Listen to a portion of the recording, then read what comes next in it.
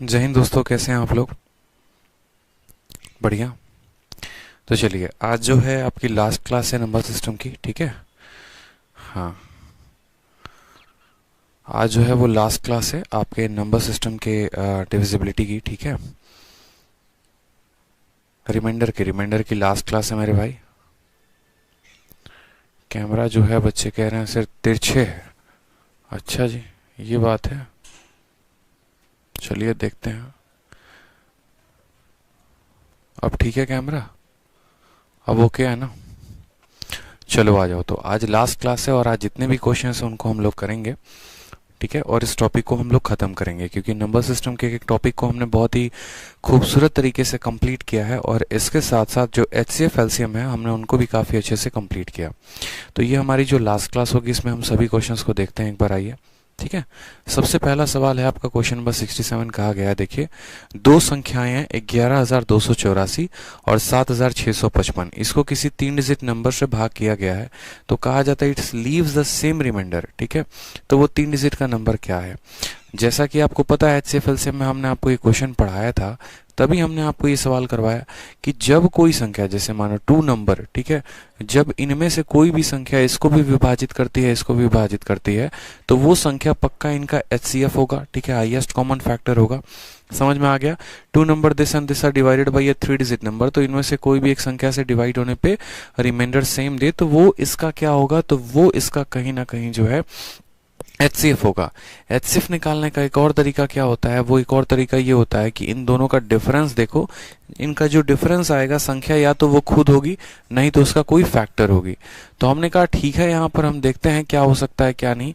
11,204 देखो 11,284 में से अगर हम 7,655 को घटाते हैं, 14 से 5 आपका 9 आ जाएगा, 7 से 5 आपका 2 आ जाएगा, ठीक है, 12 से 6 आपका 6 आ जाएगा, 10 से आपका ये जो 7 है ये आपका 3 आ जाएगा। तो हमने कहा 14, 8, 12, 7, 3, 10, 3,629। यानी बस हमें ऐसी संख्या देखनी है जो 3,629 का क्या हो, फैक्टर हो, जो 3,629 को क्या कर सके, काट सके। तो हमने कहा ठीक है मेरे भाई, यहाँ पर देखो 3,629 जो है वो किससे कटेगा। तो हमने कहा एक बार 199 से चेक करके देख लेते हैं। 199 का जो है दोगुना कितना हो जाएगा, 398, यानी एक ही बार में जाएगा 199। 12 से आपका 9 चला गया तो 3, 15 से 9 चला गया तो 6 हो जाएगा आपका, और 163 आ जाएगा, फिर 9 यहाँ पे। 199 यानी 200 का 7 गुना 1400, लेकिन हमें यहाँ 6 गुना लेना है।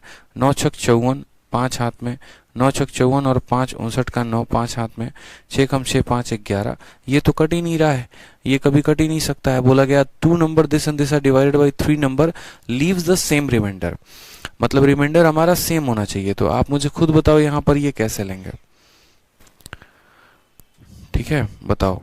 संख्या या तो यही होगी, नहीं तो इसका कोई फैक्टर होगा, यानी 199 नहीं हो सकता। तो फिर एक बार एक काम करो, 199 के जगह पे 191 लेके देखते हैं, 191, ठीक है। या बेसिक मेथड से ही कर ले, चलो जो इसका जो बेसिक मेथड है हम वो देखते हैं। सबसे बड़ी बात है जो इसका बेसिक मेथड है वो देखते हैं। कहा गया है दो संख्याएं हैं, हमारा ये है और हमारा ये है, दोनों को डिवाइड किया गया है 3 अंकों के साथ, तो रिमाइंडर सेम आया है।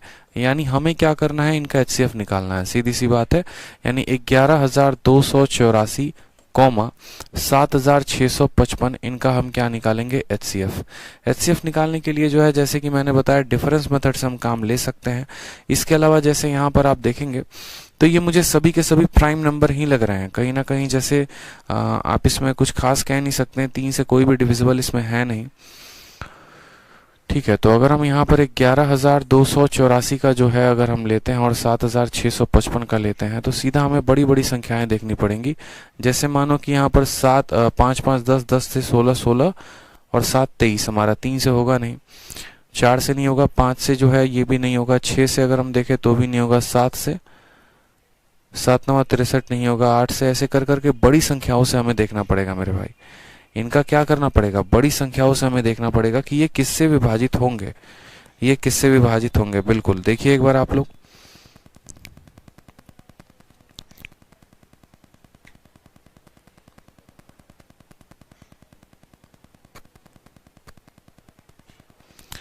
ठीक है। तो देखिए, जैसा कि मैंने आपको क्या कहा कि अभी मैंने आपको बताया था कि ट्रिक जो होता है वो ट्रिक क्या होता है, ट्रिक हमारा ये होता है कि हमें इनका डिफरेंस देखना है। ठीक है, इनका डिफरेंस हमने देखा तो कितना है, 14 में से 5 गया था तो 9 आया था, 7 में से 5 गया आपका 2 आ गया। ठीक, उसके बाद आपका 12 से 6 गया तो 6 आ गया, और 10 से 3 यानी 3629। तो मैंने आपको यही बात कहा था कि यहाँ जो भी हमारा ऑप्शन होगा ना वो हमारा 3629 का क्या होगा, फैक्टर होगा। और 3629 को 199 से भाग किया तो नहीं कटा। जब ऑप्शन नंबर ए जो है वो नहीं कटा तो हमने कहा ऑप्शन नंबर डी देखते हैं। तो हमने कहा ठीक है, 3629 को 191 के साथ आप भाग करके देखो। एक बार में आपका कितना आ गया, तो 191 आ गया। एक हो गया, 16 से 9 गया तो 7 आ गया, 171 9 बार में। फिर यहाँ से 9 बार में देखेंगे तो 9 एकम 9, 9 9 81 का 1, 8 हाथ में 9 एकम 8 1 17 पूरी तरीके से कट चुका है। यानी option number D for Devsena जो है वो क्या है, करेक्ट आंसर है। तो हमने आपको यही कहा कि जब भी ऐसा होता है, कोई संख्या है जो इसको विभाजित करती है, इसको विभाजित करती है और रिमाइंडर सेम देती है, शेषफल सेम देती है, तो वैसे हालात में उस संख्या का हमें एचसीएफ निकालना होता है। एचसीएफ निकालने का तरीका क्या होता है, तो एचसीएफ निकालने का सबसे सिंपल तरीका है उन दो संख्याओं का डिफरेंस लीजिए।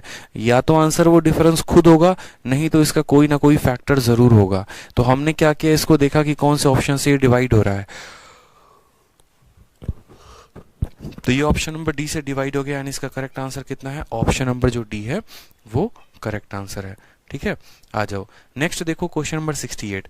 कहा गया है ए नाम की कोई संख्या है जो 228 को भाग करने पर 18 का रिमाइंडर देती है, तो ए का सबसे बड़ा 2 डिजिट का मान क्या होगा। आप मुझे खुद बताइए, जैसे मानिए कि मैंने 17 को 5 से भाग किया है तो मेरा रिमाइंडर कितना आ रहा है, 2 आ रहा है। अगर मुझे पता करना हो कि ये कौन सी, या 17 को मैंने मानो ए नाम की संख्या से भाग किया है, मेरा रिमाइंडर 2 आ रहा है, तो ए के क्या क्या मान संभव है। तो आप बोलेंगे उस संख्या में से उस रिमाइंडर को घटा दो, 17 में से 2 को घटा दो 15, यानी ए या तो 15 हो सकता है, नहीं तो 15 का कोई भी फैक्टर हो सकता है। उसी तरीके से कभी भी यहाँ पर तो बोला गया कि देखो भैया 228 है, इसको किसने भाग किया है, इसको ए ने भाग किया है, और रिमाइंडर कितना आया, 18 आया है। तो हमें क्या करना है, 228 में से 18 को भाग कर देना है, तो हमारा आ जाएगा 210। और 210 जो होगा, ठीक है, यहाँ पर 228 में से 18 को माइनस कर दो तो आ जाएगा 210। यानी ए का मान बच्चे या तो 210 होगा, नहीं तो 210 का कोई फैक्टर होगा। हमसे कहा गया सबसे बड़ा 2 अंकों का इसका वैल्यू, यानी अगर हम इसको 2 अंकों का वैल्यू देखें, पहला ऑप्शन ही 70 दिख रहा है, तो 70 इंटू 3 210 बनाता है। यानी ऑप्शन नंबर जो ए है वो क्या है, सही है। ठीक है, 30 इंटू 7 भी होगा, लेकिन 70 इंटू 3 भी होगा। ठीक है सर, आपकी ट्रिक्स टू द पॉइंट किए जा रही हैं यूट्यूब पर। कौन कर रहा है मेरे भाई टू द पॉइंट यूट्यूब पर, बताओ। तो इस संख्या को a से डिवाइड करने पर 18 आया, इसका मतलब जो है हमने यहाँ पर क्या देखा, हमने यहाँ पर ये देखा कि जो a है ये 210 होगा, या 210 का कोई फैक्टर। 210 का सबसे बड़ा वाला 2 अंकों का जो फैक्टर है वो कौन है, 70 है। तो ऑप्शन नंबर ए जो है वो करेक्ट आंसर है। ठीक है, आ जाइए नेक्स्ट क्वेश्चन देखिए, क्वेश्चन नंबर 69। बोला गया है कि इतना बड़ा संख्या को डिवाइड किया गया एक सर्टेन नंबर के साथ, एक फिक्स संख्या के साथ, और डिवाइड करने के बाद, ठीक है, while dividing the number this appear as 3 successive reminder. तो बोला गया है डिवाइजर क्या होगा। बड़ा शानदार क्वेश्चन है, बहुत ही शानदार क्वेश्चन है, और ये जो सवाल है ना, ये लॉन्ग डिवीजन मेथड से बनने वाला क्वेश्चन है। ठीक है, इसको हम लॉन्ग डिवीजन मेथड से बना सकते हैं। अब इसमें अगर आप देखेंगे ना, तो आपको अगर नॉर्मल तरीके से जाओगे तो बहुत लंबा समय आपको लग सकता है, लेकिन मैं आपको कुछ ट्रिक बताऊंगा यहाँ पर, उसके आधार पर आप जाएंगे तो आप इस सवाल को काफी आसानी से बना सकते हैं। ये ऐसा सवाल है जिसको आप स्टार लगा लो, किसी को दे दोगे तो बनेगा नहीं जल्दी से। क्यों नहीं बनेगा, क्योंकि लॉन्ग डिवीजन मेथड जो है, ठीक है, वो हर किसी को नहीं आता है, और हर किसी का जो है हाथ यहाँ पर बैठा नहीं है, हर किसी का प्रैक्टिस नहीं है। ठीक है, ये सक्सेसिव डिवीजन नहीं है, ये लॉन्ग डिवीजन मेथड है। कहा गया कि इसको जब आपने किसी सर्टेन संख्या के साथ डिवाइड किया, तो जो 3 अलग अलग बार रिमाइंडर आए थे ना, वो ये थे। तो बताओ यहाँ पर जो डिवाइजर था वो कितना था। तो हमने कहा ठीक है सर, एक काम करते हैं, बड़ा छोटा सा काम करते हैं, कोई दिक्कत की बात नहीं है, प्यारा सा काम करते हैं यहाँ पे। जैसे मानिए मैं आपको समझाता हूँ लॉन्ग डिवीजन मेथड का मतलब पहले लॉन्ग डिवीजन मेथड होता क्या है। बहुतों को ये बात नहीं पता, तो पहले आप लॉन्ग डिवीजन मेथड को समझिए। ठीक है। फिर उसके बाद हम उस कंसेप्ट पर उसको लेकर चलेंगे और काम अपना करेंगे। तो लॉन्ग डिवीजन मेथड हमारा होता क्या है वो समझिए। जैसे मानिए कि लॉन्ग डिवीजन मेथड के माध्यम से भी हम किसी भी संख्याओं का क्या निकालते हैं, एचसीएफ या एलसीएम, लघुत्तम समावर्तक या महत्तम समावर्तक। जैसे मानिए दोस्तों कि मुझे जो है 37 को भाग करना है, किसके साथ, 5 के साथ, ठीक है। 37 को मुझे भाग करना है 5 के साथ, तो लॉन्ग डिवीजन मेथड से कैसे होगा वो देखो। 5 का 7 गुना कितना आ जाएगा, 35 आ जाएगा। यहाँ शेषफल कितना बचेगा, 2। फिर ये जो 2 है ना, फिर वापस से इस 5 को भाग करेगा, ठीक है। 2 अब इसके डिवाइजर को भाग करता है, तो 2 का 2 गुना कितना हो जाएगा, 4 हो जाएगा। रिमाइंडर कितना आ जाएगा, 1 आ जाएगा। फिर अब 1 जो है ना, ये वापस से इसके डिवाइजर को भाग करता है, तो 1 का 2 गुना जो है वो 2 हो जाएगा, और यहाँ रिमाइंडर कितना आएगा, 0। तो यही आपसे कहा गया है, ठीक है। ये तो होता है एक हमारा लॉन्ग डिवीजन मेथड। क्लियर है ये बात, यहाँ पे क्या हो गया, लॉन्ग डिवीजन मेथड। अब सवाल में हमसे यहाँ पर कहा गया है कि देखो ये लॉन्ग डिवीजन मेथड हो भी सकता है, नहीं भी हो सकता, जरूरी नहीं है कि लॉन्ग डिवीजन मेथड हो। बट मुझे आपको एक बार लॉन्ग डिवीजन मेथड बताना था, तो मैंने आपको बताया कि देखो 5 से 7 को काटोगे 35 आएगा, 2 शेषफल, फिर 2 इसको भाग करेगा, फिर 1 इसको भाग करेगा, इस तरीके से। लॉन्ग डिवीजन मेथड में अगर यही होता तो कितने कितने रिमाइंडर, पहली बार रिमाइंडर 2 आया, दूसरी बार रिमाइंडर 1 आया, तीसरी बार रिमाइंडर 0 आया। अब ये सवाल को देखो, तो सवाल में कहा गया कि इस संख्या को डिवाइड किया गया किसी सर्टेन नंबर के साथ, और डिवाइड करने के बाद ये हमारे 3 सक्सेसिव रिमाइंडर्स हैं। तो जो है यहाँ पर उस संख्या का मान क्या होगा। अब हमने कहा ठीक है सर, आराम से इसकी वैल्यू को निकालते हैं, कोई दिक्कत की बात नहीं है। अब एक हो गया लॉन्ग डिवीजन मेथड, दूसरा हमारा क्या हो गया, नॉर्मल डिवीजन। अब जैसे मानिए नॉर्मल डिवीजन की हम बात करते हैं तो कैसे करते हैं, और नॉर्मल डिवीजन में अलग अलग रिमाइंडर हमारे कैसे आ जाएंगे, ठीक है। ये आपसे एग्जामिनर कहना का चाहता है। जैसे मान लीजिए कि मैंने आपसे कहा कि 1100, ठीक है, मानो यहाँ पर, या मानो मैंने 537 में कहा कि 537 है, और 537 को 4 से भाग किया गया है, और रिमाइंडर हमारे क्या क्या आए हैं। तो जरा समझिएगा आप इस बात को। 437 को जो है, या 537 को जब 4 से भाग करेंगे, पहली बात 4 एकम कितना हो जाएगा, 4 हो जाएगा। यहाँ रिमाइंडर कितना आ गया, 1 आ गया। यहाँ रिमाइंडर कितना आ गया, 1 आ गया। तो कहा जाएगा कि पहली बार जो आया भाग करने पे रिमाइंडर कितना आया, 1। अब उसके बाद ये 3 अपना उधारी ले लेगा, फिर 4 का 3 गुना कितना हो जाएगा, 12 हो जाएगा। फिर यहाँ रिमाइंडर कितना आया, 1, यानी एक और बार रिमाइंडर R2 जो आया है वो कितना आया है, तो 1 आया है, ठीक है। फिर उसके बाद ये 7 को यहाँ उधारी ले लेंगे, 4 का 4 गुना कितना हो जाएगा, 16 हो जाएगा, और लास्ट में रिमाइंडर कितना आया, 1, यानी R3 जो हो जाएगा 1 हो जाएगा। तो सेम अगर हम यहाँ पर क्या करें, अगर हम इस संख्या को अब यहाँ से गायब कर दें, ठीक है, अगर मानो यही सवाल अब मुझे पूछना हो, सेम यही सवाल मुझे आपसे पूछना हो, थोड़ा सा हटकर भी नहीं, सेम मुझे यही क्वेश्चन आपसे पूछना हो, और मैं आपसे पूछूं कि देखो भैया बात ऐसी है, सिंपल समझना मेरी बात को, बात ऐसी है यहाँ पर कि मैंने क्या किया कि किसी संख्या को मैंने जो है x से भाग किया है, मुझे नहीं पता क्वोशिएंट क्या है, बस मुझे ये पता है कि ये जो 3 है ना, ये तीनों के तीनों उसके रिमाइंडर है, ये तीनों के तीनों क्या है, इसके रिमाइंडर है। तो बताओ हमने इसको भाग किससे किया था, ठीक। पहली बार हमने क्या किया, भाग करते चले गए, रिमाइंडर आता चला गया। एग्जामिनर यही काम आपके साथ कर रहा है। उसने क्या किया है, उसने इस संख्या को छुपा दिया है, उसने इस संख्या को छुपा दिया है, और सिर्फ आपको कहा है कि ये 3 रिमाइंडर आपको प्राप्त हुए हैं, तो आप मुझे बताइए कि संख्या क्या रही होगी। तो हमने कहा ठीक है, एक काम करते हैं, हम समझते हैं। सबसे पहले यहाँ पर रिमाइंडर पहली बार कितना आया है, 1 आया है। पहली बार रिमाइंडर कितना आया है, 1 आया है, ठीक है। तो यहाँ पर कुछ संख्या रही होगी, पक्का यहाँ पर कोई ना कोई संख्या रही होगी, बताओ यहाँ पर कुछ ना कुछ तो संख्या रही होगी ना। अभी पता करेंगे क्या रहा होगा, और x का मान निकालेंगे। तो कैसे निकालेंगे अभी वो देखो। चलो, तो ये पहली बार रिमाइंडर आ गया, 1 आ गया।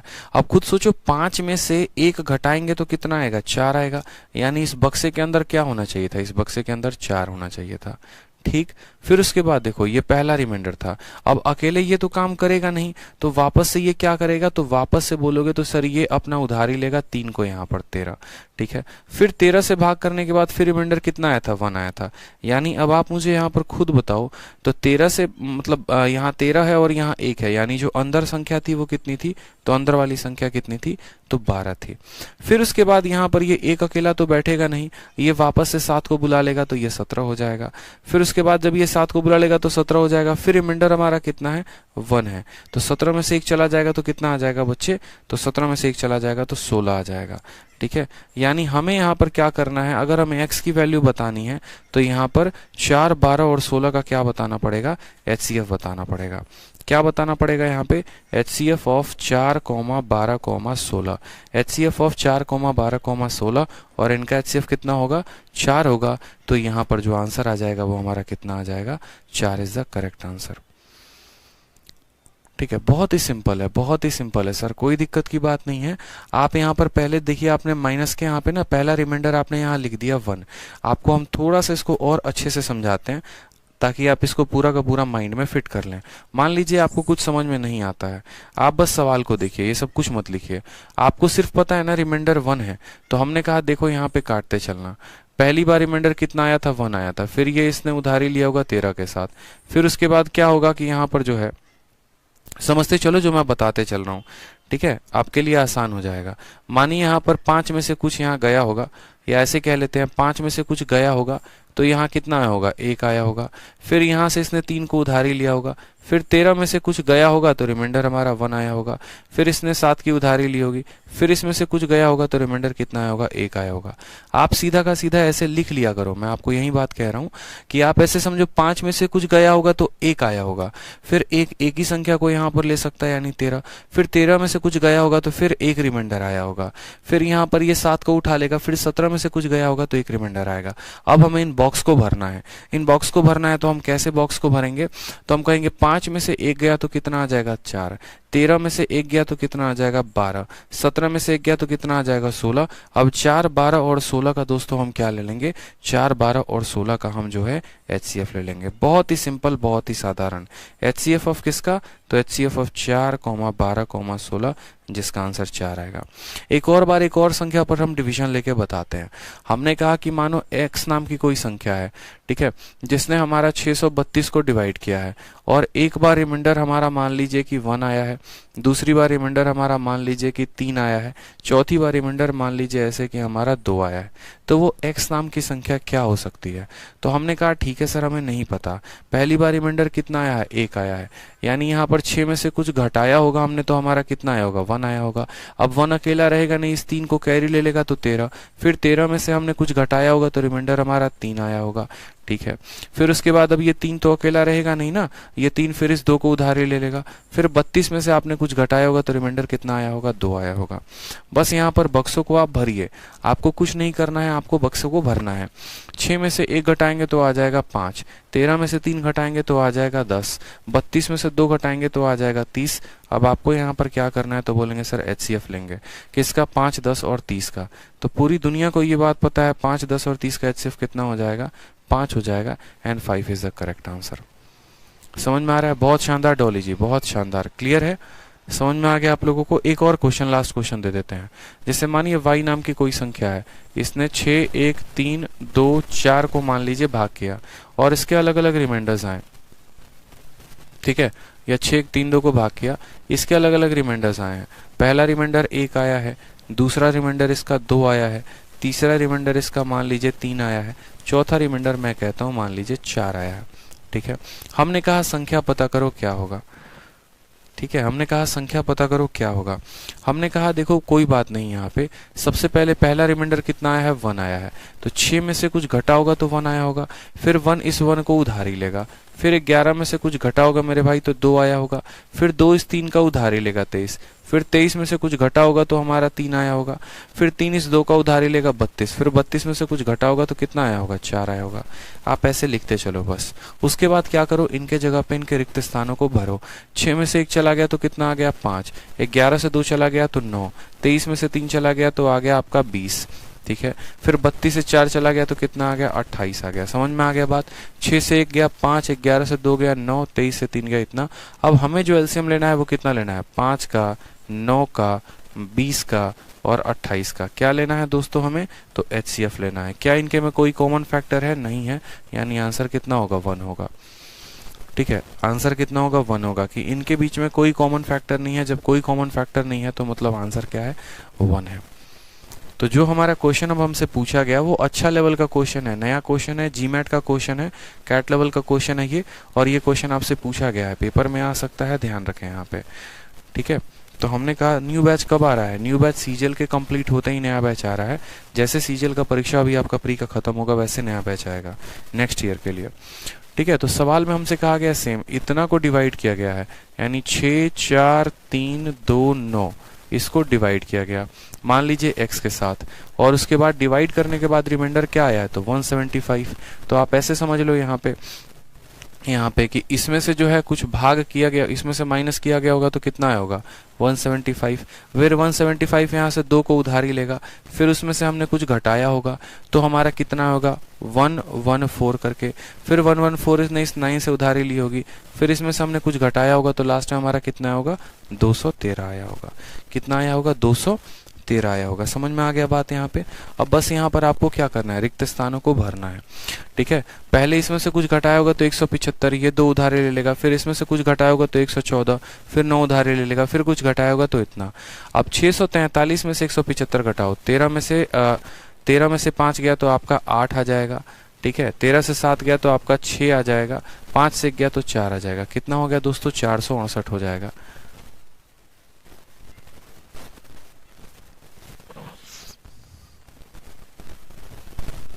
फिर 1752 में से आप 114 को घटा दो, 12 से 4 गया तो आपका 8 आ जाएगा।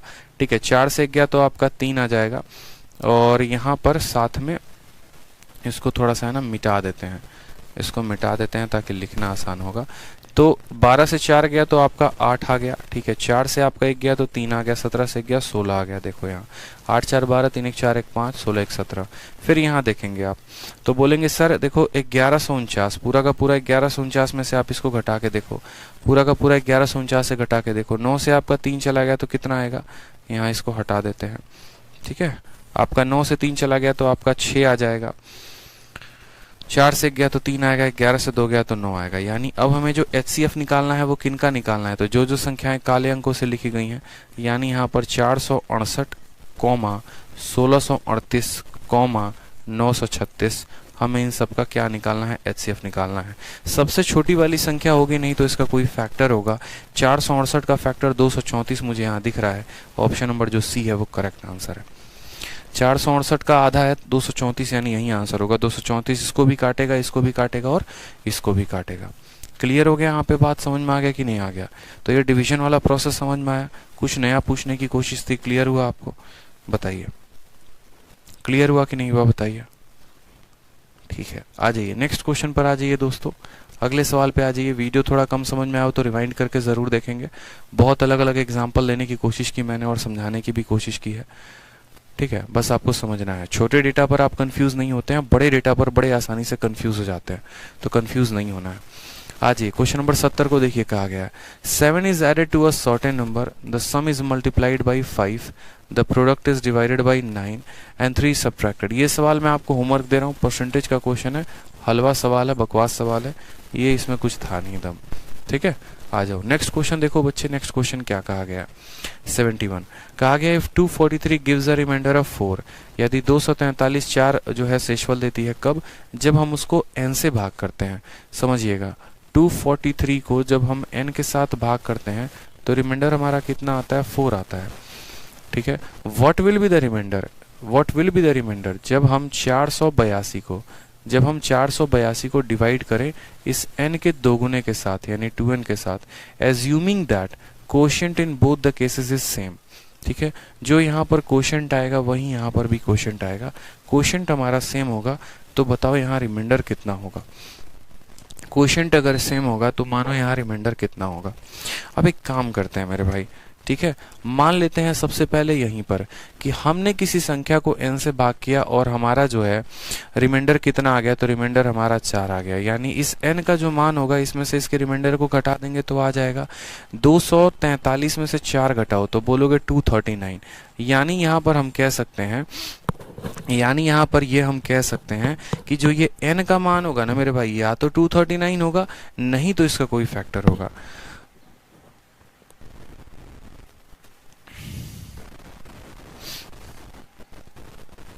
तो हमने कहा यहाँ पर कि देखो बात को समझो, बड़े अच्छे तरीके से समझो। यहाँ पे क्या समझना है, तो सवाल बड़ा आसान है।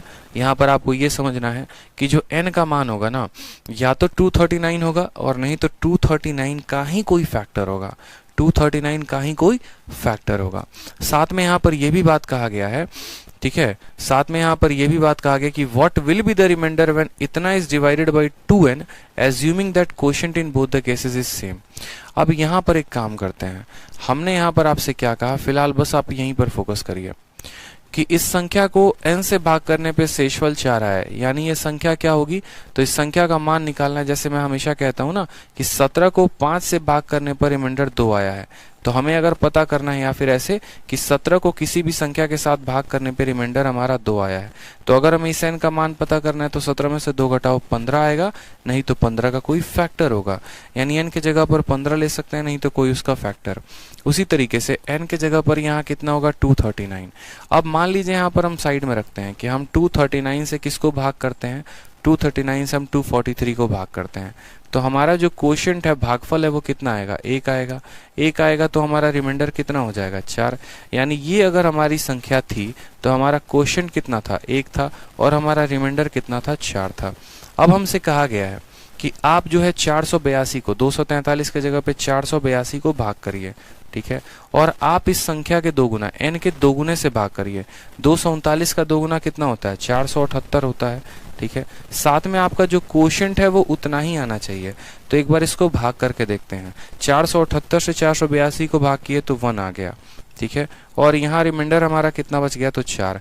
यहाँ क्वोशिएंट कितना है, 1, यहाँ क्वोशिएंट कितना है, 1। क्या दोनों जगह क्वोशिएंट सेम है, जी हाँ बिल्कुल सेम है, तो आंसर कितना आ जाएगा, 4 आएगा। ऑप्शन नंबर जो बी है वो करेक्ट आंसर होगा।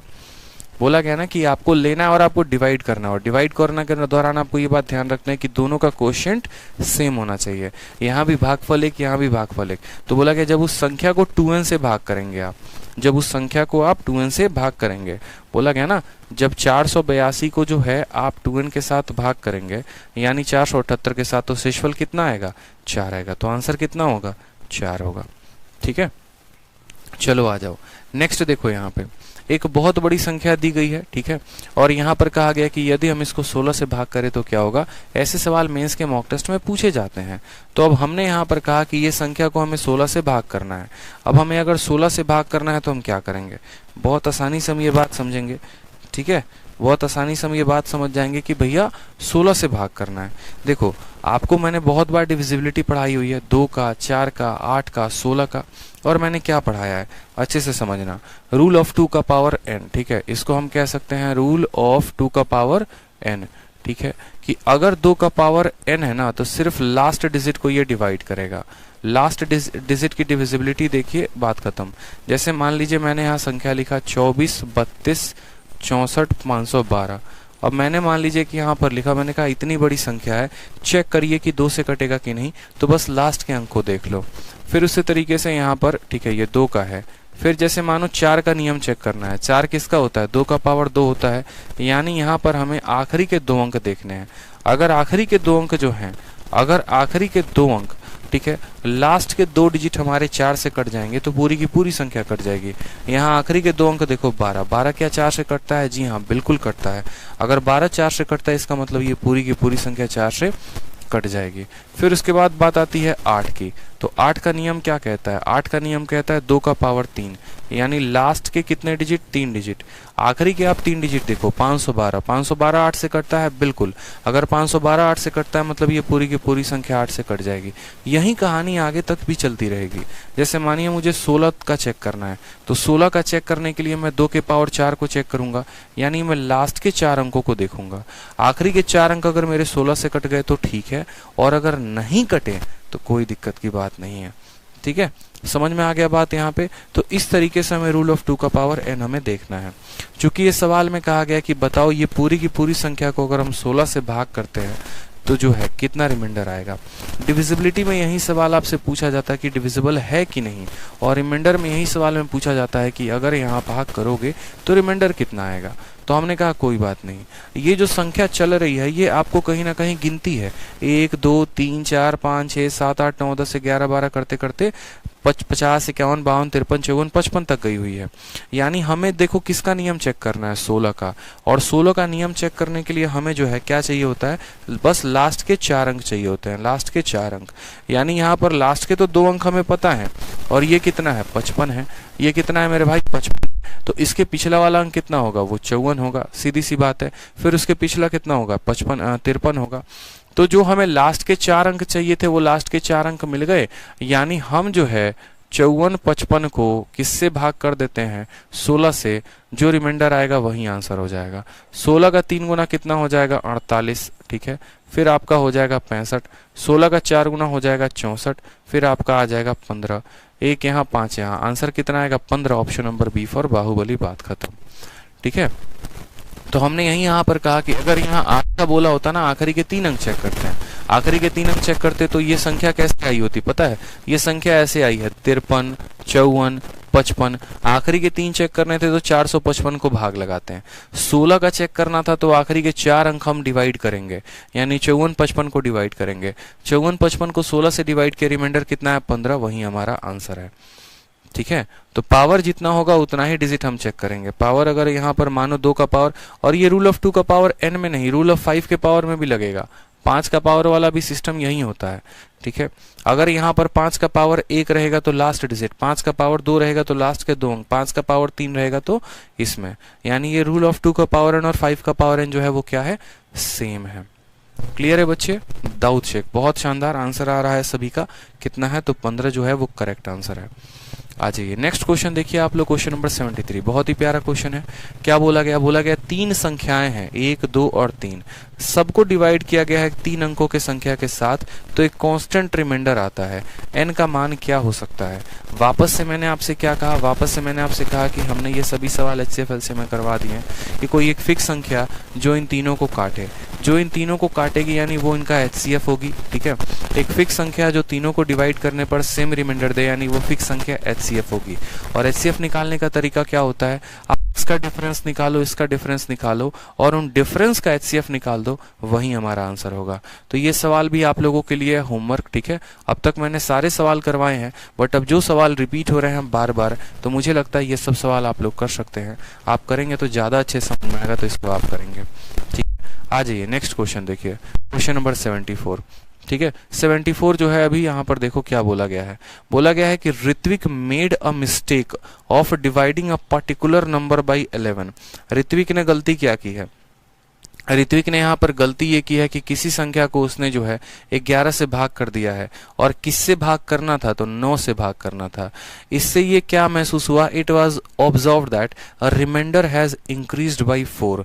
पहले हमारा जो शेषफल आ रहा था और अब जो हमारा शेषफल आ रहा है उसमें 4 का अंतर है। If the 2 questions differ by 2, the number कितना होगा, ठीक है। हलवा है, सब ये कर लूंगा सर, बिल्कुल। ये भी जो है, अर्चना कहती है वॉइस ठीक नहीं है। वॉइस कैसे ठीक नहीं है अर्चना जी, इतनी बढ़िया साउंड आ रही है, बताइए, ठीक है। तो ये भी सवाल आप लोगों को क्या करना है, ट्राई करना है। ये सवाल भी हलवा है, कोई दिक्कत की बात नहीं है, आप इसको ट्राई जरूर करेंगे घर पे, ठीक है। आ जाइए नेक्स्ट क्वेश्चन देखिए, 75 नंबर क्वेश्चन। ये एक ढंग का क्वेश्चन है और आपके पेपर में बहुत बार पूछा जाता है। अब ऐसे सवाल जो आपके पेपर में पूछे जाएंगे तो क्या करना है, छोड़ के जाना है, बनाना है, बिल्कुल बनाना है। और ऐसे सवाल आपके परम्यूटेशन कॉम्बिनेशन के मैंने यूनिट डिजिट में ही पढ़ा रखे थे थोड़ा बहुत, अब आवश्यकता यहाँ पर भी है तो यहाँ पर भी पढ़ लेते हैं कि यहाँ पर देखो 1 फैक्टोरियल, 2 फैक्टोरियल, 3 फैक्टोरियल, 4 फैक्टोरियल, ऐसे करते करते करते करते 120 फैक्टोरियल है, उनको हमें जो है 15 से डिवाइड करना है, तो रिमाइंडर क्या होगा। अब यहाँ पर जो है इन सभी सवाल को करने के लिए हमें जो है छोटा सा बात समझना पड़ेगा कि पहले फैक्टोरियल होता क्या है। क्योंकि मैंने आपको फैक्टोरियल जो है बहुत अच्छे से पढ़ा रखा है यूनिट डिजिट में, बट फिर भी दोबारा से हम आपको बता देते हैं। फैक्टोरियल का मतलब जो होता है ना, अगर हम a फैक्टोरियल लिखते हैं तो इसको या तो लिखते हैं हम 1 फैक्टोरियल ऐसे, या फिर हम इसको जो है इसको लिखने के तरीके ऐसे भी कह सकते हैं, ठीक है। अगर किसी संख्या का हम फैक्टोरियल लिख रहे हैं 5 फैक्टोरियल, तो इसका मतलब होता है कि हम उसको 5 से लेकर 1 तक का गुना लगा रहे हैं, 5 × 4 × 3 × 2 × 1, ये होता है मेरे भाई 1 फैक्टोरियल। कि मतलब जहां जहां से शुरू हुआ वहां से उसको गुना करते करते 1 तक आना है। ठीक है, 7 फैक्टोरियल अगर हमने लिखा है तो इसका मतलब 7 से लेकर 6 से लेकर 5 4 3 2 1 तक ऐसे चलकर ये आएगा। इसी को हम क्या कहते हैं, फैक्टोरियल कहते हैं। समझ में आ गया बात। यहाँ पे फैक्टोरियल में 2 तरह के प्रश्न पूछे जाते हैं, एक सम के ऊपर पूछा जाता है, एक मल्टीप्लाई के ऊपर। रिमाइंडर में जो क्वेश्चन बनता है वो सम के ऊपर ही क्वेश्चन बनता है। और सम में क्वेश्चन कैसे पूछा जाएगा बच्चे, जैसे मान लो कि कल के दिन मैंने आपसे ये पूछ दिया कि 1 फैक्टोरियल को प्लस 2 फैक्टोरियल को प्लस यहाँ 3 फैक्टोरियल को प्लस 4 फैक्टोरियल को मान लीजिए कि हम किससे भाग करना चाहते हैं, 3 से भाग करेंगे, तो हमारा जो रिमाइंडर है वो कितना आएगा। ठीक है, अब आप इसको 2 तरीके से कर सकते हैं। एक तरीका तो आपका ये हो सकता है कि आप इसको बेसिक से कर लो, ठीक है, और दूसरा मतलब सबको अलग अलग स्प्लिट करके, और नहीं तो आप इसको ऐसे कर लो कि सब समझने की बात है सर। 1 फैक्टोरियल का मतलब होता है 1, 2 फैक्टोरियल का मतलब कितना होता है, 2 होता है। ठीक है, 3 फैक्टोरियल का मतलब होता है 1 इंटू 2 इंटू 3 होता है। जो लिख रहा हूं बस अभी देखते चलो। 4 फैक्टोरियल का मतलब क्या होता है, 1 से लेकर कहां तक जाना है हमें दोस्तों, 4 तक जाना है। 3 से भाग करना है तो पहला वाला भी 3 से भाग, ये भी आपका 3 से भाग, ये भी आपका 3 से भाग, ये भी आपका 3 से भाग। अभी हम आपको बस समझाने के लिए लिख रहे हैं, ठीक है, ताकि आप समझिए। अब मुझे यहाँ बताइए, यदि आप 1 को 3 से भाग करेंगे तो रिमाइंडर कितना आएगा, 1 आएगा। यदि आप 2 को 3 से भाग करेंगे तो रिमाइंडर कितना आएगा, 2 आएगा। ठीक है, यदि आप यहाँ पर इसको 3 से भाग करेंगे तो 3 को तो काट देगा, मतलब यहाँ रिमाइंडर कितना आना है, 0। यहाँ आप 3 से भाग करेंगे तो रिमाइंडर कितना आएगा, 0। यानी इसके बाद अब जहां तक हम जाएंगे हर जगह हमें रिमाइंडर कितना मिलेगा, हर जगह हमें रिमाइंडर 0 ही मिलने वाला है। यानी अगर यहाँ 5 फैक्टोरियल भी आगे प्लस में होता, उसको भी हम 3 से भाग करते तो रिमाइंडर 0 आता। 6 फैक्टोरियल भी आगे होता, उसको भी हम 3 से भाग करते तो रिमाइंडर 0 आता। क्यों रिमाइंडर 0 आता, क्योंकि अगर 5 फैक्टोरियल की हम बात करते हैं तो 5 फैक्टोरियल का मान क्या होता है, 5 इंटू 4 इंटू 3 इंटू 2 इंटू 1 करके। और इसको अगर हम 3 से भाग कर रहे हैं, यानी इसको 3 से भाग कर रहे हैं, इसमें 3 आता है जो इसको काट देता है, इसके वजह से कोई रिमाइंडर नहीं रहता। यानी जब भी हम भाग करने जाते हैं मेरे भाई, यहाँ पे जब भी हम भाग करने जाएं तो यहाँ पर जो है, यहाँ पर 3 से ऊपर जितने भी फैक्टोरियल आने हैं वो सब की वजह से रिमाइंडर कितना आएगा, 0। अब 1 + 2 का मतलब कितना हो गया, 3, 1 + 3, और 1 + 2 को वापस से अगर हम 3 से भाग करें तो रिमाइंडर कितना आएगा, 0। तो ये एक समझाने के लिए बात थी। सेम तरीके से हमें यहाँ सवाल दिया गया है, 1 फैक्टोरियल से गिनती को शुरू किया गया है, 120 तक ले गया गया है। मैंने कहा 120 तक क्यों रुक गए, तुम 130 तक जाते, 140 तक जाते, 150 तक जाते, कहीं पर भी चले जाओ, क्या फर्क पड़ता है, जोड़ो पहले। ये आपका 1 फैक्टोरियल है, ये आपका 2 फैक्टोरियल है, ये आपका 3 फैक्टोरियल है, 4 फैक्टोरियल है, 5 फैक्टोरियल है, और इसके बाद तो गिनती कहीं जाएगी हमें पता भी नहीं। किससे हमें भाग करना है, 15 से। हमने कहा ठीक है, 1 फैक्टोरियल का मान 1, 2 फैक्टोरियल का मान 2, 3 फैक्टोरियल का मान बोलेंगे तो सर 1 इंटू 2 इंटू 3 हो जाएगा। 4 फैक्टोरियल का मान यहाँ पर ऐसे भी कह सकते हो, 3 फैक्टोरियल का मान 1 इंटू 2 इंटू 3 यानी 6 हो जाएगा। 4 फैक्टोरियल का मान देखो तो 4 फैक्टोरियल का मतलब 1 इंटू 2 इंटू 3 इंटू 4 यानी कितना हो जाएगा, तो 24 हो जाएगा। 5 फैक्टोरियल का मान क्या होगा, 1 इंटू 2 इंटू 3 इंटू 4 इंटू 5। इसके बाद जितने भी फैक्टोरियल आएंगे वो भी सब ऐसे ही फॉर्मेट में होंगे।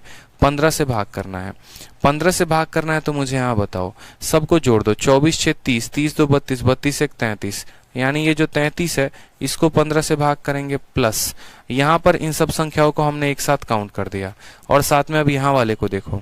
अब जब 15 इसको भाग करने जाएगा तो 3 और 5 से 15 कट जाएगा, यानी 5 फैक्टोरियल जो है वो किससे कट रहा है, 5 फैक्टोरियल 15 से कट रहा है। अगर 5 फैक्टोरियल 15 से कट रहा है ना, तो इसके बाद की जितनी भी संख्याएं होंगी सारी की सारी 15 से कट जाएंगी। यानी आने वाली जितनी भी संख्याएं, आगे आने वाली जितनी भी संख्याएं होंगी, सबके वजह से रिमाइंडर कितना मिलेगा, 0। अब यहाँ पर देखेंगे तो 24 और 6 30 ऐसे ही जा चुका है, ठीक है। 2 और 1 कितना बचा है, 3 बचा है, देखो यहाँ पे, ठीक है। 24 + 6 30, 30 15 से तो ऐसे ही खत्म हो चुका है। 2 + 1 यहाँ से रिमाइंडर हमारा 3 आया, 24 और 6 से 0 आया, इससे रिमाइंडर 0 आया, और आगे जहां तक जाएगा सबसे 0 आएगा। यानी आंसर कितना होगा, ऑप्शन नंबर डी फॉर देव सिन्हा जो आएगा वो करेक्ट आंसर होगा। तो बड़ा सिंपल था, 1 factorial, 2 factorial, 3 factorial, 4 factorial, 5 factorial, ऐसे करके 15 से हमें भाग करना था। हमने कहा ठीक है हम भाग कर लेते हैं, कोई इशू की बात नहीं है। इसका मान 1, इसका मान 2, इसका मान 6, इसका मान 24, 5 फैक्टोरियल 15 से कट जाएगा। अगर 5 कटेगा तो आगे आने वाली हर संख्या जो है वो 15 से कट जानी है, यानी आगे से कोई भी रिमाइंडर नहीं मिलेगा, 0 मिलेगा और यहाँ से हमें 3 मिलेगा। तो करेक्ट आंसर कितना होगा दोस्तों? 3 हो जाएगा। ठीक है, आ जाइए नेक्स्ट क्वेश्चन देखिए, क्वेश्चन नंबर 76। अब क्वेश्चन नंबर 76 बताने के पहले हम आपको कितनी बार बताए हैं a का पावर n प्लस b का पावर n का कंसेप्ट, अगर आपको याद होगा तो हमने आपको पढ़ाया है, क्या पढ़ाया है कि a का पावर n प्लस b का power n is always divisible by a plus b। कब? जब हमारा n जो है वो क्या है? ऑड नंबर है। जब हमारा n क्या है? ऑड नंबर है। कई बार हमने आपको बताने की कोशिश की है। क्या बताया हमने आपको? देखो जैसे एक एग्जांपल की अगर हम बात करें, अगर मानो 3 का पावर 5 है और 7 का पावर 5 है, या फिर ऐसे समझ लो 3 का पावर 5 है और 4 का पावर 5 है, या फिर 15 है और 15 है, तो ये 100% 3 प्लस 4 यानी 7 से डिविजिबल होगा। और जब 7 से ये डिविजिबल होगा तो रिमाइंडर कितना? 0 देगा। a का पावर n प्लस b का power n is always divisible by a plus b if n is odd. Clear है? ठीक है, तो बस यहाँ पर वही बात हमसे बोला गया है कि भैया 12 का क्यूब यहाँ पे क्या क्या है? 12 का क्यूब प्लस यहाँ पर जो है वो 13 का क्यूब है, प्लस यहाँ पर 14 का क्यूब है और प्लस यहाँ 15 का क्यूब है। किससे डिवाइड करना है? तो हमसे कहा गया कि इसको तुम 9 से डिवाइड करो और तब बताओ रिमाइंडर कितना होगा। ठीक है, तो हमने कहा ठीक है एक काम करते हैं, 12 और 15 देखो ये 27 बना रहे हैं, तो हमने कहा 12 का क्यूब प्लस 15 का क्यूब को हम एक साइड ले लेते हैं, एक खोपचे में ले लेते हैं और 9 से भाग कर देते हैं। उसी तरीके से यहाँ पर 14 और 13 ये भी 27 बना रहे हैं, तो आप यहीं पर भी जो है देख सकते हो कि 12 और 15 ये 27 बना रहे हैं। 12 का क्यूब प्लस 15 का क्यूब क्या है? तो 12 प्लस 15, देखो पावर हर जगह सेम है, कोई दिक्कत की बात नहीं। 12 प्लस 15 27, 27 क्या 9 से कट जाएगा? तो बोलोगे हाँ सर, यानी 12 का क्यूब प्लस 15 के क्यूब की वजह से रिमाइंडर कितना? 0। फिर 13 और 14 कितना बना रहा है? 27, 27 क्या 9 से कट जाएगा? हाँ जी 0, यानी ओवरऑल इसका आंसर कितना आएगा? 0 आएगा। 0 इज द करेक्ट आंसर। बहुत ही सिंपल है, 12 का क्यूब और 15 का क्यूब यानी 12 प्लस 15, a का पावर n प्लस b का power n is always divisible by a plus b, यानी ये 12 प्लस 15 27 से डिविजिबल होगा, और अगर 27 से कटेगा तो 9 से तो 100% कटेगा। उसी तरीके से 13 का क्यूब प्लस 14 का क्यूब हमेशा 27 से कटेगा, और 27 से कटेगा तो 9 से कटेगा ही कटेगा। क्लियर है ये बात यहाँ पे? 77 आ जाओ, नेक्स्ट क्वेश्चन पे आ रहा, सेम कंसेप्ट पर। ठीक है, सेम सवाल। ठीक है, इस सवाल को थोड़ा अभी कुछ देर के लिए होल्ड पर रखते हैं, इस पे हम आएंगे 77 पे आराम से तसल्ली से, चिंता मत करो, पहले बाकी क्वेश्चंस हम लोग कर लें। ठीक है, आ जाओ 78 नंबर सवाल को देखो, 16 का क्यूब प्लस 17 का क्यूब प्लस 18 का क्यूब प्लस 19 का क्यूब। ठीक है, अगर हम इसको 70 से भाग करें तो क्या होगा? मैंने आप लोग को सेम वाला कंसेप्ट बताया था, याद करना। मैंने आपको क्या बताया था कि a का पावर n प्लस b का पावर n किससे डिविजिबल होगा? a प्लस b से। कब? जब हमारा n जो होगा वो क्या होगा? ऑड होगा। उसी तरीके से यहाँ पर हम कह सकते हैं a का पावर n प्लस b का पावर n प्लस c का पावर n किससे डिविजिबल होगा? a plus b plus c से। कब? जब n हमारा क्या हो जाएगा? तो ऑड हो जाएगा। सेम हमने आपको ये भी कहा था कि a का पावर n प्लस b का पावर n प्लस c का पावर n प्लस d का पावर n किससे कटेगा? तो a plus b plus c plus d से कटेगा। कब? जब हमारा n जो होगा वो क्या होगा? ऑड होगा। मतलब ऊपर जो जो संख्याएं हैं ये उनके सम से कट जाएगा। कब? जब मेरे भाई यहाँ पर n जो होगा वो क्या होगा? ऑड होगा। तो सेम काम हमें यहाँ करना है। हमने कहा a का पावर n प्लस b का पावर n प्लस c का पावर n प्लस d का power n is always divisible by a plus b plus c plus d, यानी 16 प्लस 17 प्लस 18 प्लस 19, इन सब को जोड़ो तो कितना आएगा? 70। यानी ये पूरी की पूरी संख्या हो जाएगी किससे डिविजिबल? 70 से। और जब ये 70 से कटेगी तो क्या कुछ रिमाइंडर देगी? तो बोलेंगे नहीं गुरुजी नहीं देगी, यानी आंसर कितना आएगा? 0। आंसर कितना आएगा मेरे भाई? तो 0 आएगा, और 0 जो होगा वो क्या होगा? इसका करेक्ट आंसर होगा। ठीक है, a का पावर n, b का पावर n, c का पावर n, d का power n is always divisible by a plus b plus c plus d, यानी इज ऑलवेज डिविजिबल बाई 70। तो 70 से कटेगा तो क्या आएगा? रिमाइंडर कुछ देगा? बिल्कुल भी नहीं देगा। ठीक है, बिल्कुल भी नहीं देने वाला है। आ जाओ नेक्स्ट क्वेश्चन देखो, 79 नंबर, प्यारा क्वेश्चन, अच्छा क्वेश्चन। क्या बोला? बोला है कि जब किसी नंबर n को हम डिवाइड करते हैं d से तो रिमाइंडर 41 आता है। जब हम उस n को डिवाइड करते हैं 12d से तो रिमाइंडर 105 आता है। आप मुझे बताओ कि जब हम उस n को डिवाइड करेंगे 6d से तो रिमाइंडर हमारा कितना आएगा?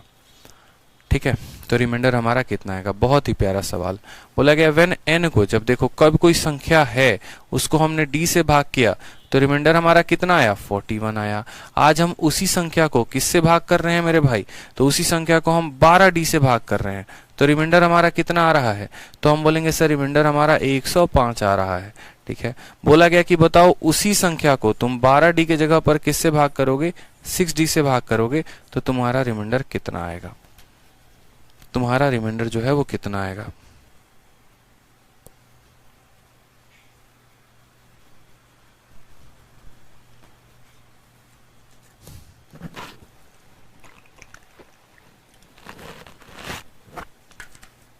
डॉली पूछती हैं कि सर आपने इतना जल्दी ऐड ऐसे यहाँ कैसे कर लिया? डॉली जी देखिए, इसके पास भी 16 है, इसके पास भी 16 है, इसके पास भी 16 है, इसके पास भी 16 है, तो मुझे साफ समझ में आ गया 16 का 4 गुना 64 होगा। 64 एक 65, 2 67 और प्लस 3 70, हमारा इस तरीके से हमने जोड़ लिया तो आ गया। क्योंकि भैया 16 तो हर किसी के पास है ना, ठीक है, तो इस आधार पर हमने जोड़ लिया कि भैया हमारा जो है 16। या फिर जब भी चार संख्याएं लगातार की होती हैं तो उनका औसत निकाल दिया करो, तो इसका औसत 17 और 18 के बीच में यानी 17.5 होगा, और 17.5 का कितना गुना करना था? 4 गुना। 17.5 का 4 गुना 70 होता है, तो उस तरीके से भी आप कर सकते थे ऐड इनको। ठीक है, चलिए, तो हमसे यहां पर कहा गया है n को जब d से भाग किया तो रिमाइंडर 41 आया, n को जब 12d से भाग किया तो रिमाइंडर 105 आया। आज हम n को 6d से भाग करते हैं तो रिमाइंडर कितना आएगा बताओ?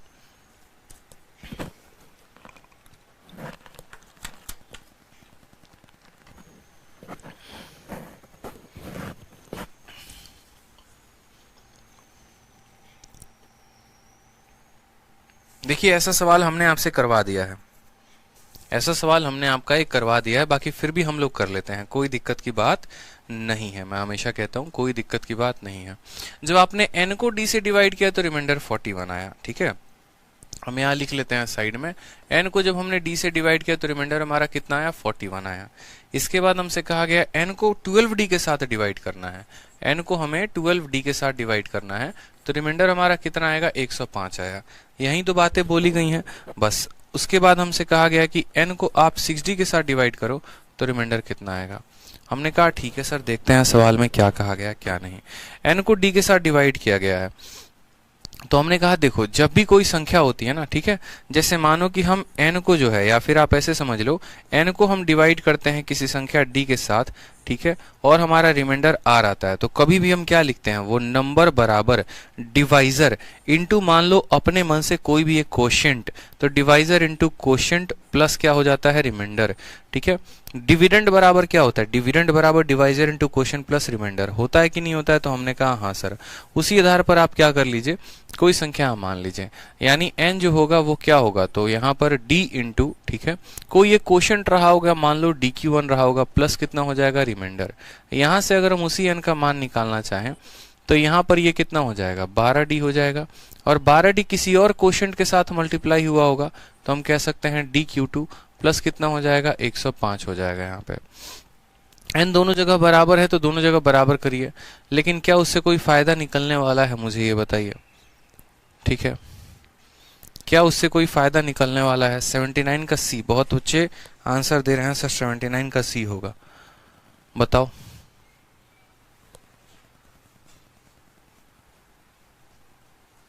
कैसे करोगे सॉल्व 79 में?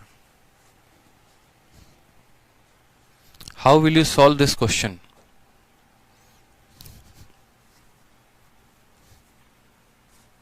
बताओ। अगर हम इसको इस तरीके से लेके जाते हैं जैसे मैंने आपसे कहा कि यहां पर, तो यहां पर आप देखेंगे ना, बोलेंगे अगर हम इन दो लोगों को बराबर करेंगे, वेरिएबल हमारे पास 3 है, इक्वेशन हमारे पास 2 है, सॉल्व करना मुश्किल है। फिर कैसे करोगे आप उसको डिवाइड? बताओ।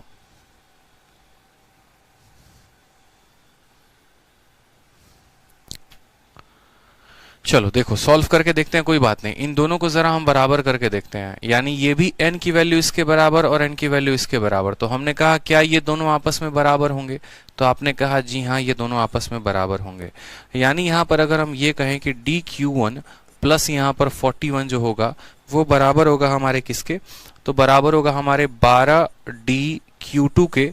q2 का मतलब कोई सेकंड क्वोशिएंट प्लस हमारा किसका 105 के। ठीक है, 12dq2 में से हमारा एक dq2 चला जाएगा। ठीक है, तो हमने चला कहाँ जाएगा, अलग ही रहेगा, इसमें से मुश्किल हो जाएगा भाई। अगर हम यहाँ से देखो d कॉमन लेते हैं, अगर हम यहाँ से d कॉमन लेते हैं तो यहाँ से हमारा q1 आ जाएगा और यहाँ से हमारा -12q2 हो जाएगा। ठीक है, और ये बराबर हो जाएगा हमारे किसके, तो 105 में से 41 चला गया, 5 में से 1 गया तो 4, 10 से इतना 64 हमारा आ जाएगा। यानी d इंटू इतना माइनस इतना बराबर कितना हो जाएगा, 64 के। ठीक है, d की वैल्यू जो आ जाएगी वो 64 बटे इतना आ जाएगी। कोई फायदा,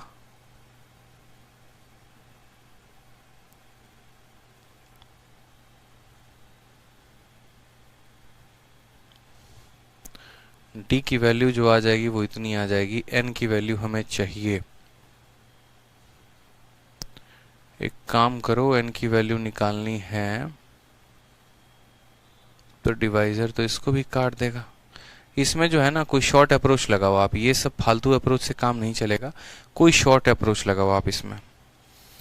n को जब d से भाग किया तो रिमाइंडर 41 आ रहा है, n को जब d के 12 गुना के साथ भाग किया तो रिमाइंडर 105 आ रहा है। असल में हमारा कितना आना चाहिए था, 41 का 12 गुना करने पर देखेंगे यहाँ, अगर हम 41 का 12 गुना करते हैं दोस्तों यहाँ पर कितना आएगा, 12 कम 12 का 2 हाथ में, 1 12 चुके 48 एक 49, 492 आना चाहिए। लेकिन 492 के स्थान पर रिमाइंडर हमारा कितना आ रहा है, 105 आ रहा है। 12 से 5 गया तो 7 आ जाएगा, यहाँ हमारा 8 आ जाएगा और ये हमारा 3 आ जाएगा। यानी जो भी हमारा आंसर होगा ना वो हमारा कितना होगा, तो बोलेंगे सर हमने डिवाइजर का 12 गुना किया तो रिमाइंडर भी अपने आप का 12 गुना होना चाहिए। 12 कम 12 का 2, एक हाथ में 48 एक 49, लेकिन हमारा जो रिमाइंडर है वो 105 है, यानी 387 हो रहा है। ठीक है, हमें क्या आ रहा है 387, यानी यहाँ पर जो d की वैल्यू है वो d की वैल्यू कितनी आएगी, जो डिवाइजर होगा या तो 387 होगा, नहीं तो 387 का कोई भी एक फैक्टर होगा। ठीक है, देखिए यहाँ पर आप ऐसे समझिए, मैं आपको थोड़ा आसान समझा देता हूँ, आप ऐसे समझ लीजिए। देखिए थोड़ा सा आसान हम आपको समझा देते हैं, ये सब बातों को छोड़िए। यहाँ पर क्या कहा गया है, ये थोड़ा सा मैं चाइनीज रिमाइंडर थ्योरम लगाने की यहाँ कोशिश कर रहा था। बहुत आसान है समझना, आप ऐसे समझिए। जैसे मानिए किसी संख्या को जो है हमने भाग किया किसके साथ, 2 के साथ। ठीक है, तो हमारा रिमाइंडर कितना आ गया, मान लीजिए 1 आ गया। ठीक, अब हम उस संख्या को क्या करते हैं, इसके 2 गुने के साथ, 4 गुने के साथ, 5 गुने के साथ भाग करते हैं। तो जैसा कि मैंने आपको बताया कि अगर डिवाइजर अपने आप का 2 गुना होगा तो रिमाइंडर भी अपने आप का कायदे से 2 गुना होना चाहिए था। बताओ होना चाहिए था कि नहीं होना चाहिए था, तो हमने कहा हाँ सर।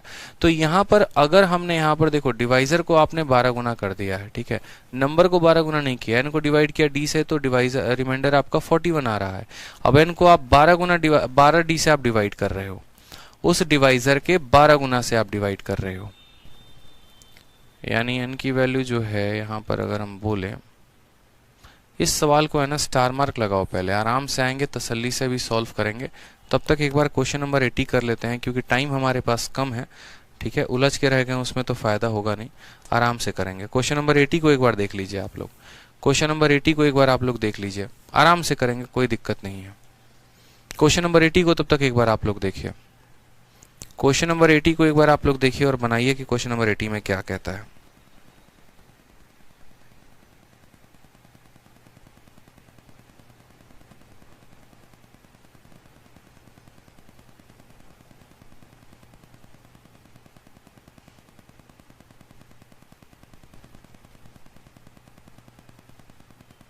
क्वेश्चन नंबर 80 को देखिए बच्चों, क्या कहता है।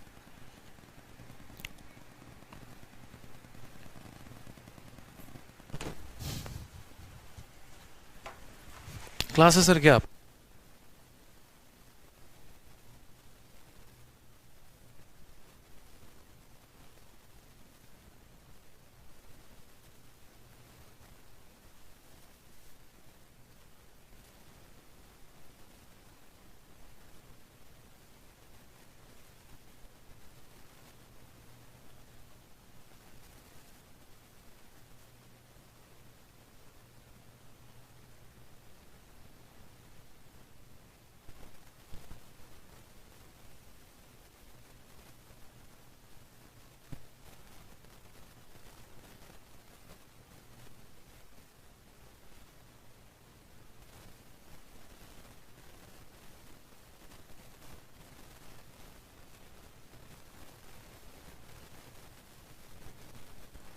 बनाइए आप लोग, बनाइए जल्दी से। मैं प्रशांत सर की क्लास को आगे बढ़ा रहा हूँ। अभी प्रशांत सर की क्लास होने की क्लास के इवेंट को मैं चेंज कर रहा हूँ। बनाइए आप लोग।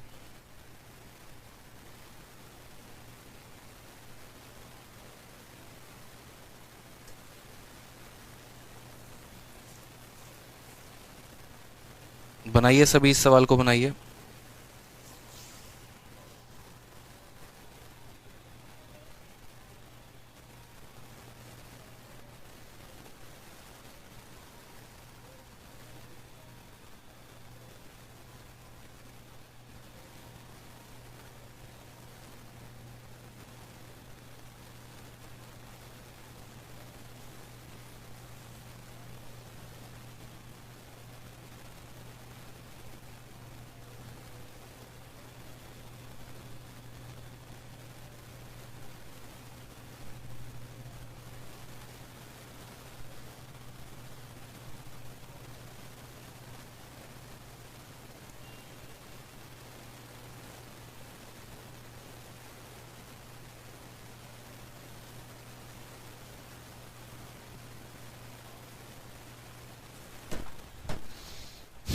बन गया, देखो बहुत आसान क्वेश्चन है, सिंपल क्वेश्चन है। ठीक है, मैं सर की क्लास को आगे थोड़ा सा बढ़ा रहा था।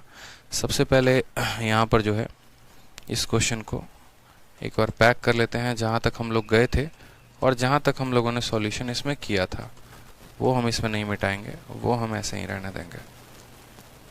ठीक है, चलिए आ जाइए। तो सबसे पहले 80 नंबर सवाल को देखिए, बोला गया है what is the reminder when 1 का पावर 1, 2 का पावर 2, 3 का पावर 3, 4 का पावर 4 ऐसे कर करके सभी संख्याओं को 4 से विभाजित किया जाए तो। अब आप मुझे बताइए 1 का पावर 1, जब इसको आप 4 के साथ भाग करेंगे तो रिमाइंडर कितना आएगा? 1 आएगा। जब आप 2 के पावर 2 को, यानी 2 के पावर 2 को जब आप 4 से भाग करोगे तो रिमाइंडर कितना आना है? 0 आना है। ठीक है, फिर उसके बाद आप 3 के पावर 3, 3 का पावर 3 कितना होता है? 27 होता है। उसको जब आप 4 के साथ भाग करोगे तो कितना आएगा? तो बोलोगे सर यहाँ रिमाइंडर हमारा 3 आना है। ठीक है, आप ऐसे समझते चलो, आपको समझ में आ जाएगी कहानी। 1 का पावर 1 प्लस 2 का पावर 2 प्लस 3 का पावर 3 प्लस 4 का पावर 4 प्लस 5 का पावर 5 प्लस 6 का पावर 6, और इसी तरीके से कर करके बहुत सारी कहानियां होंगी। जितना नंबर होगा उतना। इन सब को मुझे किससे भाग करना है? तो मुझे 4 से भाग करना है। ठीक है, मैंने आपको कहा कि जब 4 इसको भाग करेगा तो रिमाइंडर 1 देगा। जब 4 आपके 2 के पावर 2 को भाग करेगा रिमाइंडर 0 देगा। 3 का क्यूब 27 होता है, 4 इसको भाग करेगा तो रिमाइंडर 3 देगा। 4 अपने आप को भाग करेगा तो रिमाइंडर 0 देगा। ठीक है, 4 यहाँ पर जब भाग करेगा तो रिमाइंडर हमारा 1 देगा। फिर 4 6 वाले को भाग करेगा, 6 के पावर 6 में क्या आ जाएगा? 6 आपका कई बार आएगा, 6 बार आएगा। इसको जब 4 भाग करने जाएगा तो ये कट जाएगा 3 बार में, फिर ये कट जाएगा 3 बार में, यानी यहाँ से रिमाइंडर कितना आएगा? 0 आएगा। फिर यहाँ से अगले वाले से रिमाइंडर कितना आएगा? तो फिर आप 7 वाले में देखोगे ना तो आपको रिमाइंडर 3 मिलेगा। तो असल में क्या हो रहा है? यहाँ पर पेयरिंग हो रहा है, यहाँ पर ट्रिपलेट चल रहा है। और ट्रिपलेट क्या चल रहा है? पहले रिमाइंडर 1 आ रहा है, फिर 0 आ रहा है, फिर 3 आ रहा है, फिर 0 आ रहा है, फिर 1 आ रहा है, फिर 0 आ रहा है, फिर 3 आ रहा है, फिर 0 आ रहा है। ठीक है, ऐसे कर करके हमें रिमाइंडर मिल रहे हैं। 4 जब इसको भाग कर रहा है तो रिमाइंडर 1 आ रहा है। 4 जब इसको भाग कर रहा है 0, 4 जब इसको भाग कर रहा है 3, फिर इसको भाग कर रहा है 0, 1030, फिर 1030, और ऐसे कर करके हर 4 संख्याओं का जोड़ा बनता चला जा रहा है। टोटल संख्या 100 तक गई है, यानी ऐसे कितने जोड़े बनेंगे? 25 जोड़े। एक और बात, अब इसमें भी आप 4 का भाग लगाओ, इसमें भी आप 4 का भाग लगाओ। तो आपने कहा 3 + 1 4, 4 जिसे डिवाइड हो गया। फिर आपने कहा 3 + 1 4 डिवाइड हो गया, यानी हर 4 संख्या के वजह से रिमाइंडर 0। तो ऐसे 4 के टोटल 25 जोड़े बनेंगे, हर जोड़े की वजह से रिमाइंडर 0, यानी इसका टोटल आंसर कितना आ जाएगा? तो इसका टोटल आंसर मेरे भाई 0 आ जाएगा। क्लियर है? टोटल आंसर कितना आ जाएगा? 0 आ जाएगा। तो ये बात हमें ध्यान रखना था। 1 का पावर 1, 2 का पावर 2, 3 का पावर 3, 4 का पावर 4। शुरू के 4 संख्याओं को देखा, उनके चलते रिमाइंडर 0। आगे के 4 देखा, उनके चलते 0। ऐसे 4 संख्याओं को 25 बार देखा, हर बार रिमाइंडर 0, यानी टोटल आंसर कितना आना है? 0 आना है। अब आ जाइए क्वेश्चन नंबर 79 पे। 79 नंबर सवाल में कहा गया कि n नाम के संख्या को d से डिवाइड करने पर रिमाइंडर 41 आ रहा है। n नाम के संख्या को 12d से डिवाइड करने पर रिमाइंडर 105 आ रहा है। उसको 6d से डिवाइड करेंगे तो रिमाइंडर कितना आएगा? मैंने आपसे कहा कि मानिए जब n को आप d से डिवाइड करते हैं तो रिमाइंडर 41 आता है, यानी n की वैल्यू d Q1 + 41 हो गई। मान लेते हैं डी डिवाइजर है, ये क्वोशिएंट है, ये रिमाइंडर है। अगर हम उस n को 12d से डिवाइड करते हैं तो रिमाइंडर आता है इतना, यानी नंबर बराबर divisor into quotient plus reminder. इस केस में अगर मान लो यहाँ पर हम QT, यहाँ पर जो डिवाइजर है, जैसे मानो यहाँ क्वोशिएंट है, आप ऐसे क्वोशिएंट को मान सकते हो ना AB क्वोशिएंट का नाम भी दे सकते हो। आप ऐसे कह सकते हो कि सर Q1 ना लेकर आप यहाँ पर चाहे ऐसे भी रहने तो कोई दिक्कत नहीं। मानो यहाँ पर QT का मान जो है हम 1 ले लेते हैं, कि मानो हो सकता है एक ही बार में इसने डिवाइड कर दिया हो, आसान बनाने के लिए अपनी चीजों को। तो हमने कहा कि अगर हम यहाँ पर QT का मान 1 लेंगे तो ये संख्या हमारी बन जाएगी 12D और प्लस कितना हो जाएगा 105। मैं आपसे कह नहीं रहा था, मैं चाइनीज रिमाइंडर थ्योरम लगाने की कोशिश कर रहा था। उसमें क्या होता है, थोड़ा सा जो है हमें मान लेकर चलना पड़ता है। तो यहाँ पर QT का मान अगर हम 1 लेंगे तो ये 12D प्लस 105 हो जाएगा। ठीक है, कितना हो जाएगा 12D प्लस 105, यानी अगर हम QT का मान यहाँ पर इतना लेते हैं तो ये 12D प्लस कितना हो जाएगा 105 हो जाएगा। तो ये भी हमारा n के बराबर, ये भी हमारा n के बराबर, ये दोनों हमारे आपस में बराबर। अब ये दोनों अगर हमारे आपस में बराबर, तो अगर हम d को यहाँ से कॉमन लेते हैं तो यहाँ कितना बचेगा, Q1 बचेगा, और यहाँ कितना बचेगा -12 बचेगा। 105 में से हम 41 को घटाते हैं तो 5 से 1 4, हमारा कितना आ जाएगा 64 आ जाएगा। ठीक है, यानी d का जो मान होगा वो कैसा होगा, तो d का मान होगा 64 बट्टे में Q1 -12। अब हमें यहाँ पर Q1 के ऐसे मान को लेना पड़ेगा। ठीक है, Q1 के मान को ऐसे लीजिए कि ये 64 को काट दे। तो यहाँ पर सबसे पहली बात, Q1 के मान को 12 से ज्यादा लेना पड़ेगा। मानिए 13 लेते हैं, 13 में से 12 गया, यानी वो 64, ऐसे नहीं, आप इसको 14 लो। ठीक है, अगर आप Q1 के वैल्यू को 14 ले रहे हो तो 14 में से 12 चला जाएगा, 14 में से 12 चला जाएगा तो कितना होगा 2, 64 को बड़े प्यार से काट देगा। यानी Q1 के मान को हम 1 भी ले सकते हैं अगर हम चाहें तो। ठीक है, और यहाँ पर Q1 के मान को हम 13 भी ले सकते हैं, 14 भी ले सकते हैं। हमने कहा हम 14 लेंगे, क्या लेंगे, हम 14 लेंगे। तो यहाँ पर जो n की वैल्यू आ जाएगी वो कितनी आ जाएगी, तो बोलेंगे सर d तो हमें पता नहीं, d इंटू कितना 14 और प्लस कितना हो जाएगा 41, और इसको हमें किससे डिवाइड करना है, 6d से डिवाइड करना है। ठीक है, इसको हमें 6d से डिवाइड करना है, तो 6d यहाँ पर भी है और 6d यहाँ पर भी है। तो 6d जब यहाँ पर भाग करेगा ना, आप देखो, आपने संख्या को पता करना है। आपने यहाँ पर Q1 का मान कितना मान लिया, तो आपने कहा सर यहाँ पर, ठीक है, अगर हम 14 मानते हैं तो हो जाएगा। ठीक है, Q की वैल्यू को अगर हम 14 मानते हैं तो हमारा काम बन सकता है कि 14 मानेंगे तो, अच्छा, अगर हम Q की वैल्यू को, यहाँ पर Q1 की वैल्यू को 14 मानेंगे तो 14 में से आपका जो है 12, यानी 2 चला जाएगा, और 2 मैंने इसको काटेगा तो यानी d की वैल्यू कितनी आ जाएगी, d की वैल्यू हमारी 32 आ जाएगी। d की वैल्यू कितनी आ जाएगी, 32 आ जाएगी। बस यहाँ पर आप उसको मान को रख दीजिए। d के मान को आप कितना रखिए, तो बोलेंगे 32 रखेंगे सर। Q1 के मान को आप वहां पर कितना रखेंगे, 14 रखेंगे, तो 14 रख दीजिए, प्लस 41 रख दीजिए। इसको किससे भाग करिए आप, तो बोलेंगे सर इसको हमें भाग करना है किसके साथ, d के साथ, 32 के साथ। आपका आंसर कितना आना है, 9 आया है। कुछ तो गड़बड़ आ रहा है यार।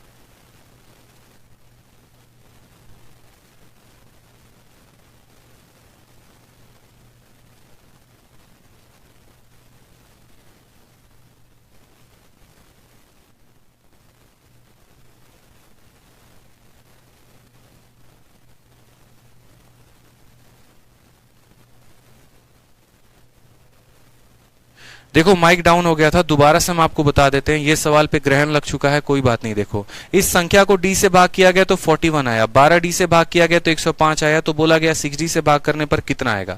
सिंपल है, बहुत आसान है। देखिए इस संख्या को d से भाग करने पर 41 आ रहा है, तो मैंने कहा ये जो n है बराबर है d into Q1 plus 41, divisor into quotient plus reminder. फिर मैंने कहा यही n को अगर हम किसी दूसरे क्वेश्चन के रिस्पेक्ट में लिखते हैं तो 12d Q2 प्लस 105 हो जाएगा। ठीक है, फिर हमने कहा कि यार ये दोनों को आपस में बराबर करो, लेकिन आपस में बराबर करने के लिए क्या करो, Q2 को 1 मान लो। Q2 को जब 1 मानोगे तो ये 12d प्लस 105 के बराबर हो जाएगा। 12d प्लस 105 के बराबर हो चुका है। अब मैंने कहा कि यहाँ n का मान इतना है, यहाँ n का मान इतना है, इन दोनों को आपस में इक्वेट करते हैं। इन दोनों को आपस में इक्वेट किया, इक्वेट करने के बाद d का मान 64 बटे Q1 माइनस 12 आ गया। यहाँ पर हमने Q1 का मान खुद से मान लिया। मैंने कहा एक काम करो, खुद से मान लो, एक ऐसा मान जिससे ये पूरा का पूरा 64 कट जाए। तो हमने यहाँ पर 13 रखा, तो अगर हम Q1 का मान 13 रखेंगे तो d का मान 64 आएगा। हमने कहा नहीं 13 नहीं रखते हैं, 14 रखते हैं।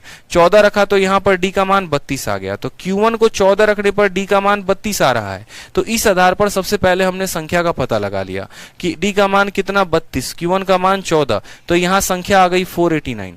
और इस 489 को हमें 6d के साथ भाग करना था। एक d का मान 32 है तो 6d का मान 192। अब इस संख्या को 192 के साथ भाग करने के बाद हमने रिमाइंडर देखा तो कितना आ गया 105, और यही जो है हमारा क्या है, करेक्ट आंसर है। तो इस आधार पर हमने जितना कराया आप उसको करिए अच्छे से। हमारे तरफ से ये पूरा का पूरा होता है शीट खत्म।